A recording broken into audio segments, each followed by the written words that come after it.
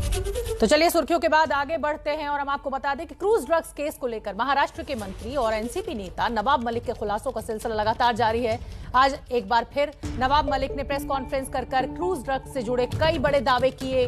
नवाब मलिक ने कहा कि क्रूज ड्रग्स केस का पूरा मामला किडनैपिंग और वसूली से जुड़ा हुआ है और इस किडनैपिंग का मास्टरमाइंड बीजेपी नेता मोहित कंबोज है। नवाब मलिक ने यह भी कहा कि मोहित कंबोज और एनसीबी अधिकारी समीर वानखेड़े एक दूसरे के दोस्त हैं।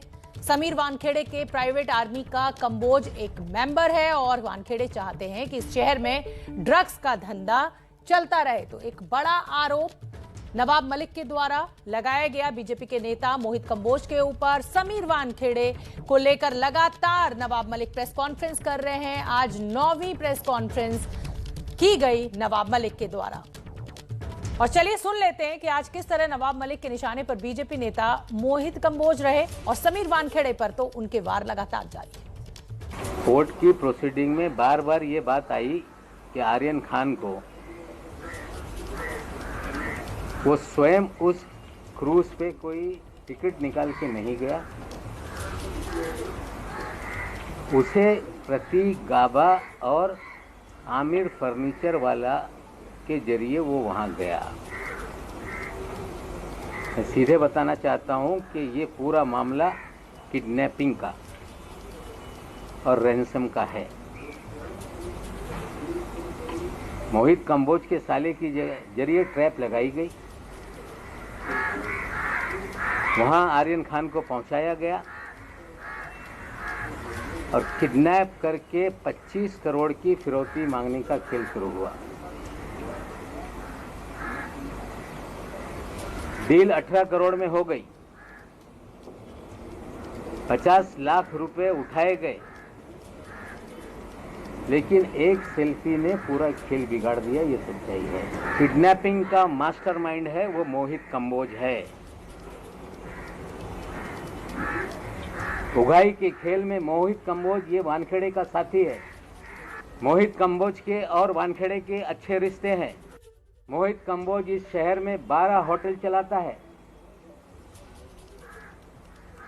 मोहित कंबोज अपने होटल चलाने के लिए बगल के होटलों पे वानखेड़े के जरिए कुणाल जानी नाम का एक होटेलियर है जो बास्किन नाम का होटल चलाता है। उसके बगल में ओपा नाम का एक होटल कंबोज ने खोला और बास्किन जो पूरे शहर के क्रीम लोगों के लिए एक इटरी है, उसके मालिक के ऊपर फर्जी मामला बना दिया ताकि बास्किन बंद हो जाए। हमने कहा था कि कंबोज के और वानखेड़े के रिश्ते हैं। जल्दी इनकी मीटिंग की वीडियो रिलीज करेंगे। नसीब इनका अच्छा है। तो वार पलटवार लगातार जारी है। आर्यन खान को जमानत मिल चुकी है, लेकिन नवाब मलिक और समीर वानखेड़े आमने सामने। हमारे साथ इसी खबर पर ज्यादा जानकारी लिए हुए मेरे सहयोगी रौनक कुकड़े जुड़ रहे हैं।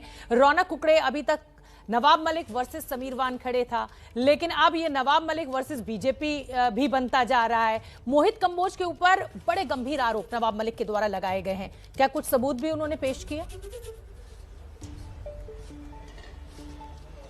जी देखिए, फिलहाल नवाब मलिक की तरफ से मोहित कंबोज पर जो गंभीर आरोप लगाए गए उस मामले के कोई सबूत नहीं पेश किए। लेकिन मैं आपको बता दूं शोभना कि कल मोहित कंबोज ने जब प्रेस कॉन्फ्रेंस कर इस क्रूज ड्रग्स मामले का जो मास्टरमाइंड है वो जो सुनील पाटिल को बताया था, एनसीपी का कार्यकर्ता है, इस तरह का भी उन्होंने बात जो है मीडिया के सामने रखी थी। लेकिन आज नवाब मलिक ने पलटवार करते हुए कहा कि ये जो पूरा क्रूज ड्रग्स मामला था ये फर्जीवाड़े तरीके से बनाया गया और इसका मास्टरमाइंड मोहित कंबोज है और बड़ा गंभीर आरोप लगाया। उन्होंने साफ तौर पर कहा कि उनका जो साला है ऋषभ सचदेवा, उनके जो 2 मित्र है अमीर फर्नीचर वाला और प्रतीक गाबा, इनके थ्रू इनवाइट कर आर्यन को क्रूज ड्रग्स पर बुलाया गया और वहां पर इस फर्जी मामले में उनको फंसाया गया। न केवल ये आरोप लगाया बल्कि ये भी उन्होंने बड़ा आरोप लगाया कि शाहरुख खान को इस पूरे मामले में दबाया जा रहा है, उन पर दबाव बनाया जा रहा है कि वो सामने इस मामले में खुलकर सामने ना आए। तो कुल मिलाकर अगर देखें तो लगातार कई तरह के खुलासे नवाब मलिक की तरफ से किए जा रहे हैं। देखना दिलचस्प होगा कि मोहित कंबोज पर जो गंभीर गंभीर आरोप लगाया उस पर वो क्या जवाब देते। उनका ये भी आरोप है कि मोहित कंबोज जी ढेरों नाम इसमें आ गए हैं। अगर हम वो लिखना शुरू करें तो एक लंबी फेहरिस्त है। लेकिन मेरा सवाल आपसे ये है कि नवाब मलिक जो कि महाराष्ट्र में सत्ता का हिस्सा है, कानून को अपना काम ना करने देकर लगातार इस तरीके के आरोप प्रत्यारोप वार पलटवार, ऐसा लग रहा है कि जांच एजेंसियां जांच नहीं कर रही हैं, बल्कि जांच एजेंसियों के दफ्तरों के बाहर अब जांच शुरू हो चुकी है, जैसे कि नवाब मलिक की तरफ से किया जा रहा है या मोहित कंबोज की तरफ से किया जा रहा है। ये चिंताजनक है।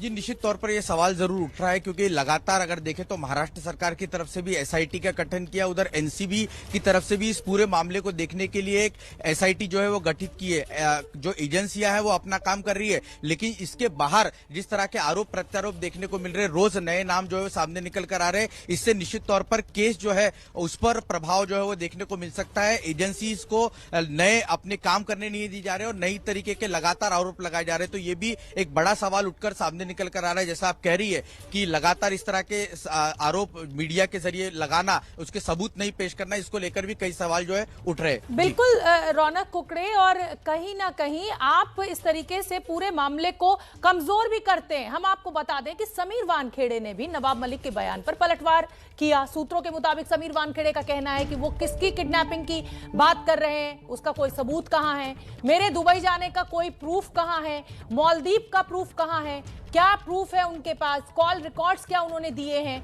मैं सैम के कांटेक्ट में नहीं हूं। आर्यन खान ने कोर्ट में सैम के अगेंस्ट एफिडेविट दिया गया है।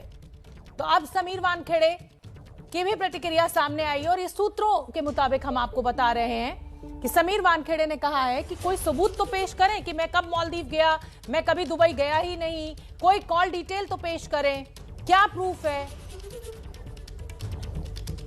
रौनक कुकड़े मेरे साथ लगातार बने हुए हैं, मेरे सहयोगी। रौनक कुकड़े, जैसा कि मैंने पहले भी जिक्र किया कि अगर इस तरीके से वार पलटवार प्रेस कॉन्फ्रेंस करके किया जाएगा तो कहीं ना कहीं ये पूरा मामला, ये जो पूरा केस है जो कि जांच के दायरे में है, कोर्ट पहुंचा हुआ है, वो कमजोर होता है। अब समीर वानखेड़े भी कह रहे हैं कि भाई आप प्रूफ तो दीजिए, लेकिन लगातार एनसीपी के नवाब मलिक ये कह रहे हैं कि जब वक्त आएगा तो मैं प्रूफ पेश करूंगा।